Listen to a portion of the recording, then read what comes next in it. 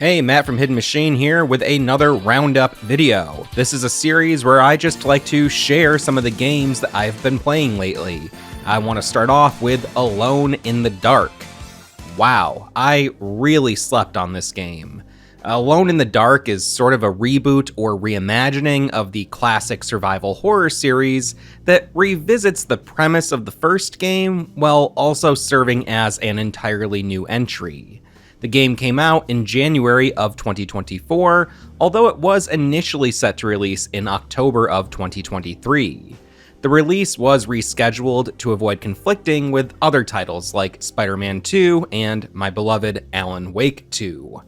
To be honest, this mini review is not going to do the game justice. We received a review key for the game through Lurkit, which is a website that connects publishers and content creators.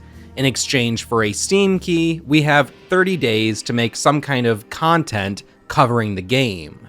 Alone in the Dark is a rich and complex story that is told through 2 campaigns, and I need way more than 1 month to fully digest everything that this game has to offer. So you can expect a deeper dive from us into Alone in the Dark in the future, but for now, let me say that Alone in the Dark is a really solid game. There are flaws. I had some weird bugs, and the combat isn't very good, but those issues really did not impact my experience enough for them to matter very much.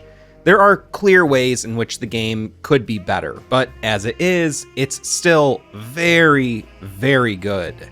Remedy fans especially should take notice, because Alone in the Dark has a very deep world to dive into, with a lot of mysteries and stories to explore. The game is relatively short, but each new mission presented unique challenges and scenarios that always felt fresh and engaging to me. The creative director and writer on this game was Mikael Hedberg, who also wrote Soma. That's a game that Jordan and I covered in a 2-hour-long episode of Yeah, I've Played. If you've played through Soma, then you've gotten a taste of the sort of deep, multi-layered storytelling that you can expect from Alone in the Dark. Survival horror fans that are interested in this game should know that it's more of a classic adventure game delivered through survival horror-style mechanics. The puzzles are right up there with what you'd find in some classic point-and-click adventure games, but it's all wrapped around the structure of a more modern-style survival horror game. I have a strong feeling that over time, this game is going to develop a cult following. We recently received review codes for several games from publisher THQ Nordic. This included the aforementioned Alone in the Dark, South Park Snow Day, which I just published a nearly 90-minute long video about, and AEW Fight Forever. This is a game that I was really curious about, exclusively because of the director of the game, who works under the name Geita. He directed some of the classic wrestling games in the N64 era, games like WWF No Mercy, WrestleMania 2000, and WCW NWO Revenge. He also worked on the Def Jam games. Fight Forever was billed as a return to the N64 style of wrestling games, and for better or worse, it's a pretty direct continuation of that tradition. I'm not too familiar with AEW as a wrestling promotion. I just haven't seen very much of what they produce. So, since the roster of wrestlers available to play as are mostly people I haven't even heard of, the main thing I was looking for here was fun gameplay and a decent create-a-wrestler mode. Once the game launched, I got right into creating my own alter ego, Antoine Levy. It worked out alright. As for the gameplay, it feels nearly identical to those N64 games that I played so much of as a kid. I'm not particularly nostalgic for that time, and to be entirely honest, the last few WWE games in the 2K series have really scratched my itch for arcade-style wrestling games. The WWE games have their flaws, but in my opinion, they present a really solid modern take on the old school style of wrestling gameplay, moving very far away from the more technical simulation style that their games had up through 2K20. Since 2K 2022, the WWE games have presented more of a arcade style. These games are developed by a studio called Visual Concepts. Previously, the WWE games were a much more complex sort of thing in their controls and mechanics, and the majority of those games were developed by a studio called Yuke's. Yuke's stopped working with the WWE after 2019, and went on to develop AWE Fight Forever. Or AEW. I may have been saying AWE this whole time. If so, it's just the Remedy fan in me. I'm sorry. Either way, it's interesting to me that both WWE and AEW decided to go back to a more pick-up-and-play, simplified style with their games. But when I directly compare both of them, I think that Fight Forever went back a bit too far. The pacing, controls, and presentation all feel pretty authentic to how I remember those old N64 games, but it doesn't offer enough innovation to make it feel like a real contender against those titles. No Mercy, which came out in the year 2000, is still played by many people today, and it has had a really strong modding scene, with people adding all sorts of crazy customization and options to the game. In contrast, Fight Forever just feels a little underwhelming, and little things like these cinematic cutaways during some moves make the gameplay feel stilted to me. There's a career mode that lets you fight through the ranks of the AEW, and it has all these little story scenes that really reminded me of the Yakuza games, both in their humor and presentation. It's a nice touch, but it feels a little undercooked, and it didn't really hold my attention. I love that AEW brought Gata onto this project, and it made me really want to love the game itself, but it just didn't quite do it for me. I haven't really heard anyone else talk about this game, but if you are an AEW fan, I'd love to know what you think of it. Screaming Head is an upcoming title from JZPS Games, and there's a free demo available right now. You play as the titular Screaming Head. You have 4 wives who have all been kidnapped by your own body. Thankfully, you're not just a head, you're a head with feet. So you set out on a journey to rescue your wives. I loved this demo, even though I found it to be a bit too difficult, and it does kind of feel like a shitpost of a game. Still, I'd really recommend checking it out. The game demands precision and focus, and if you're a certain type of gamer, you're probably going to love it. In the game, you can jump, walk, and scream. Screaming deflects enemies, but it also pushes you backward.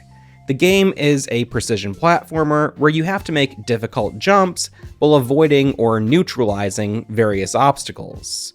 To me, it feels like a deconstruction of classic late 80s and early 90s platformers. Rather than picking up every item you see, you have to avoid as many as you can in order to progress.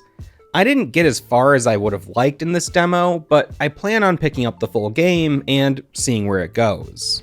The Horror at Highrook is another game that we received a review copy of.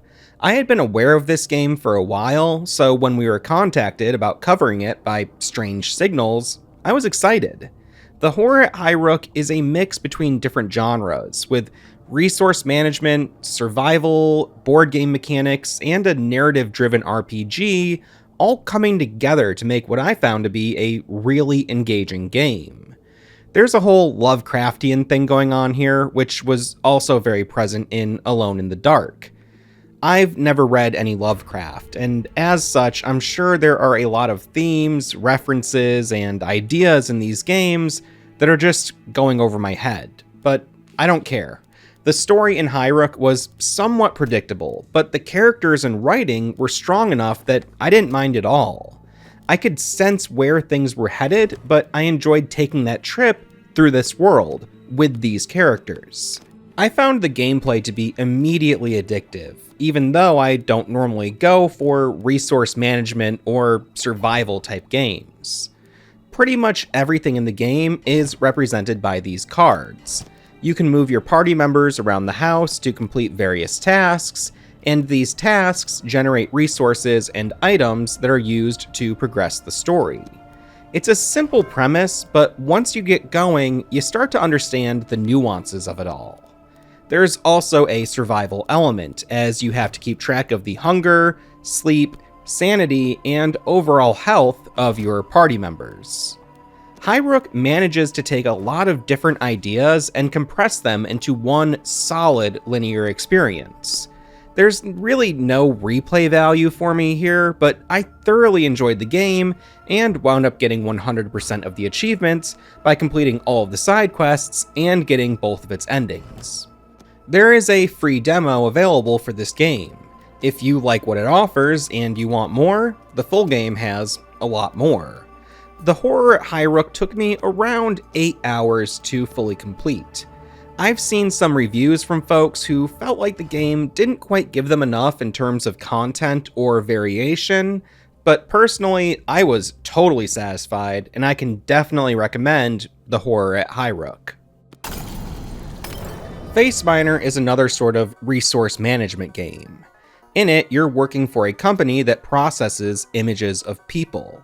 You're going through large amounts of data and mining for faces.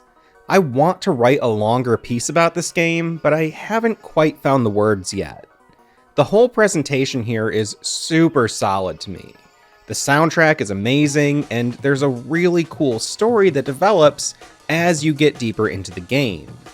As you progress, you upgrade your rig and abilities and try to keep the whole thing from collapsing in on itself. You need to buy data, buy PC parts, buy software, and manage all of these various systems. I don't think I can really do the game justice right now, but if what you're seeing here intrigues you, you should definitely check this one out. Now, I've mentioned a couple of demos already, but there are a few more that I played recently that I'd like to quickly shout out. Darkenstein 3D is currently in development, and it's a tribute to old-school first-person shooter games, namely Wolfenstein 3D. I wasn't crazy about this one, but I still enjoyed it enough to finish the demo. It plays on some classic FPS tropes, and it has some cool ideas.